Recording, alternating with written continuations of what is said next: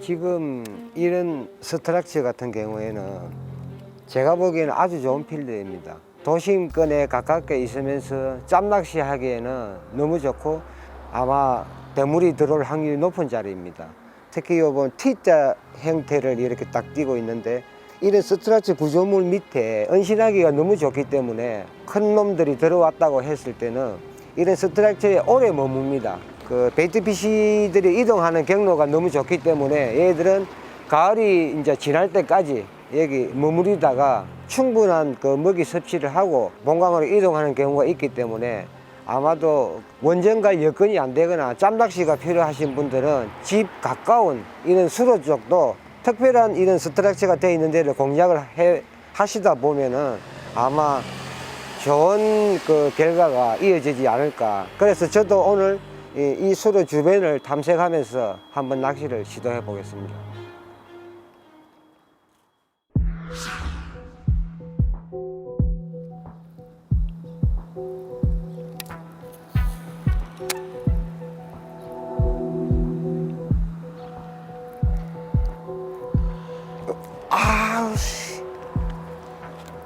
자, 방금 쇼파이트가 나왔습니다. 강진치 아니면 베스인데 이 자리가 방금 저쪽에 했던 수로하고 연결되는 부분이 되기 때문에 요 물이 보면 살짝 움직이다가 요 맴도는 자리가 있습니다. 정지 구간.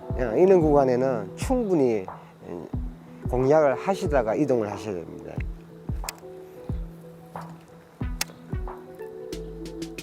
지금 제가 이제 하시는 거 보면 라인이 약간 처지게 놔둡니다. 이렇게 한번 감고 가만 놔둡니다. 이렇게 놔두면 만약에 그 슬랙 라인이 탱탱한 상태로 해서 요 위에 가까운 구간에서 만약에 후킹을 잘못하면 줄이 터집니다. 그러니까 그 드랙도 약간 좀 부드럽게 이렇게 해놔놓고 슬랙 라인은 보고 톡 액션 주고 쳐주고 가만히 있을 때 줄이 팍 펴집니다. 갑자기 팽창하게 팍 펴질 때 살짝 버티면 되는데 너무 그 집중하시다 보면 이렇게 액션을 많이 주다 보면 탱탱할 때 바로 때리기 때문에 슬랙 라인 준비하는 것도 상당히 중요합니다. 이런 데서 낚시할 때는.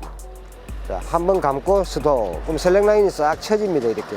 쳐지다가 갑자기 줄이 반대로 착 펴집니다. 그때는 바이트가 들어오는 거니까. 자, 감고.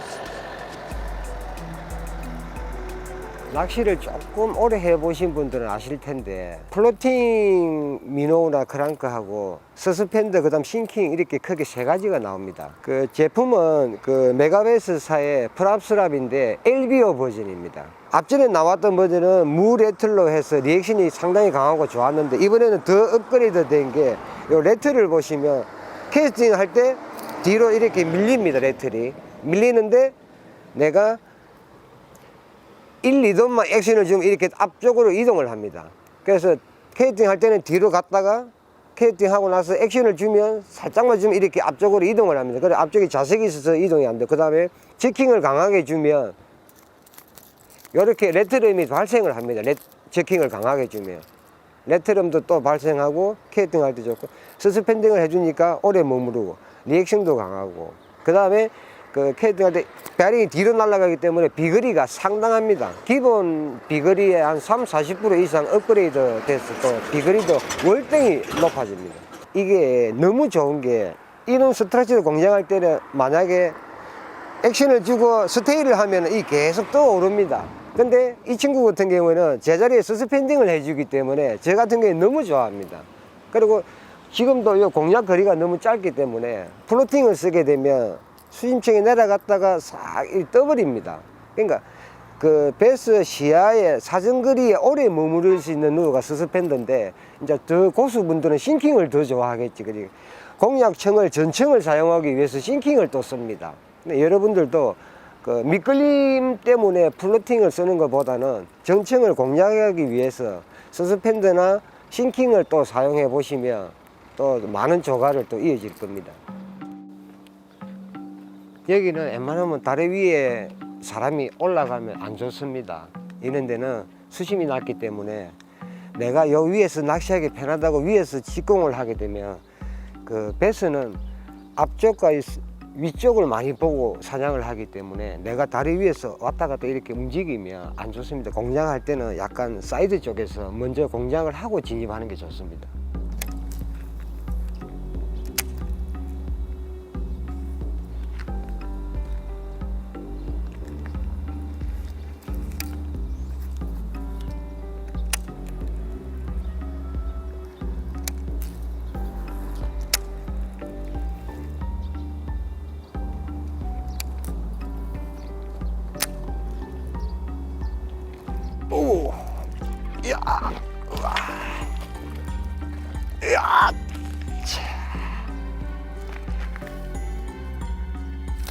오후. 그래도 한 30급이 나와줍니다. 보니까 물이 밑에 방향이 오르는데 이쪽에 수초가 있다 보니까 얘 친구 같은 경우는 수초 안에 제가 수초에 펀칭을 살짝 했는데 하드베이트로 펀칭을 이렇게 하면 웜하고 액션이 틀리게 반응합니다. 얘들 같은 경우는 리액션이 하드베이트가 강하기 때문에 순간적으로 티 나옵니다. 자기도 모르게. 그래서 저 같은 경우에는 미노를 가지고 펀칭을 상당히 많이 하는데, 그럼 일반인이 생각할 때 미노 가지고 펀칭을 하는데 이게 무슨 말이냐, 제가 차후에 설명을 제대로 해 드리겠습니다. 자, 보시면 지금 구조물은 너무 좋은데 일단 문제는 수심이 좀 낮습니다. 낮으니까 얘네들도 오픈너트에 나오는 것보다는 은신체에 바싹 붙어 있는 경우가 많습니다. 그래서 웜 가지고 이렇게 접근할 수도 있는데, 저 같은 경우는 미노를 가지고, 자 보시면 일반적인 캐스팅입니다. 자, 미노가 위에 떠가 있지 않습니까? 이게 가장 중요합니다. 한 번 더 던져 보겠습니다.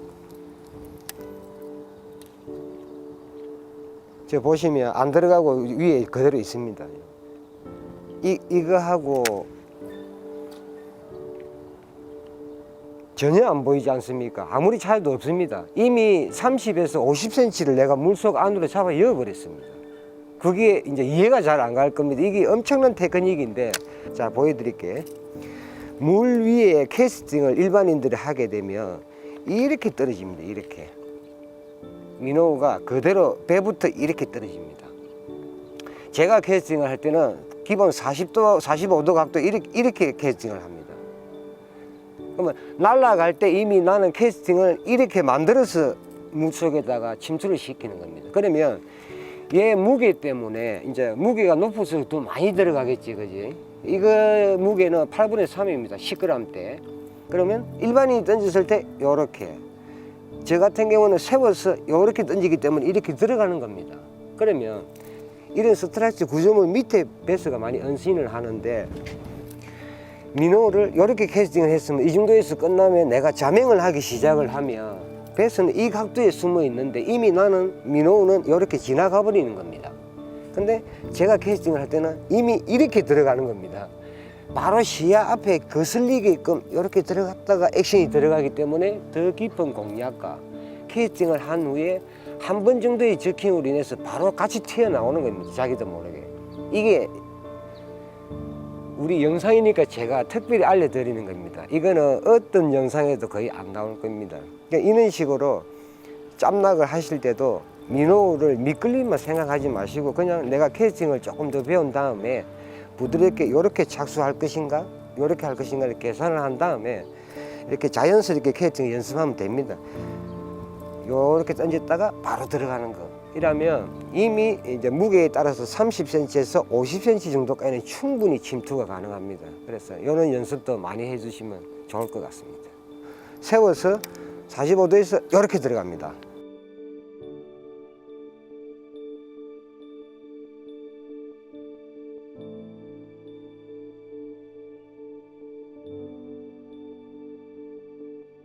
자, 절대 카메라 안 보일 겁니다. 그지? 이런 식으로 이 좁은 공간에도 저는 풀도 마찬가지입니다. 이렇게 보면 딱 던져가지고 이렇게 던지면 쑥 들어갑니다. 그래서 한 번만 딱 저킹 주면 많이 줄 필요도 없습니다. 한 번만 주면 바로 있으면 웬만하면 튀어나옵니다.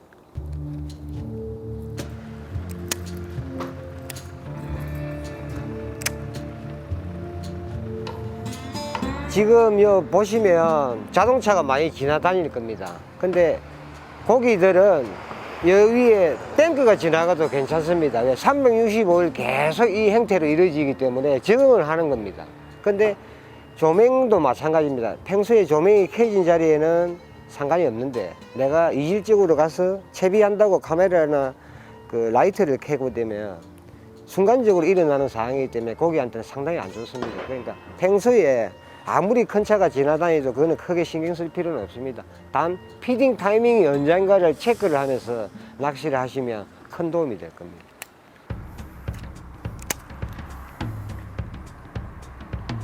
으짜, 으야짜, 으야, 크다, 야, 야, 야, 우후, 우후, 자.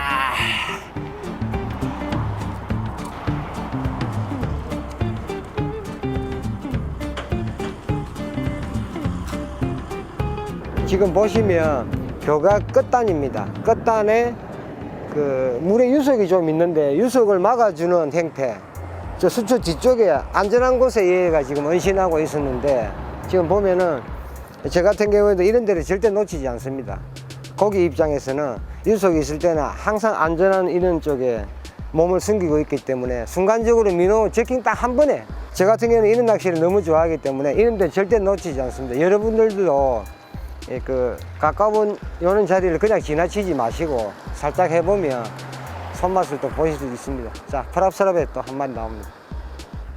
네, 오전 이런 시간에 그 다양하게 공략하기 위해서 제가 웜하고 민호하고 두 가지를 일단 가지고 낚시를 임해봤습니다. 웜은 많은 필드나 많은 스트럭처에 엄청 용인하게 정밀하게 캐스팅을 할 수 있는데 그럼에도 불구하고 오늘 조과를 따지면 민호 리액션에 고기가 반응해 주는 걸 봤습니다. 내 생각하고 고기의 움직임은 항상 틀리기 때문에 항상 다양한 패턴과 다양한 루어를 사용하는 것이 안 좋겠나.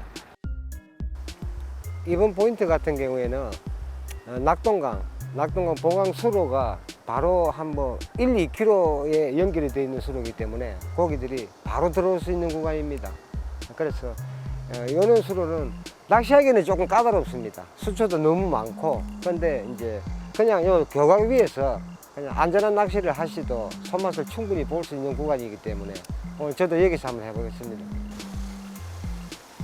오케이. 자. 우후.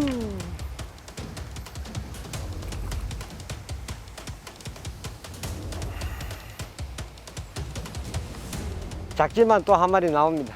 역시 작아도 리액션에 반응을 계속 하는 거죠. 쇼파이트가 계속 일어나는데 제가 원점 높게 있기 때문에 낮아도 상관없지만 위에서 수초 앞에 바짝 붙여서 펀칭 기법 수직으로 바로 캐스팅을 해서 리액션으로 얘 같은 경우에도 수초 밑에서 바로 튀어나오는 리액션이 튀어나오는.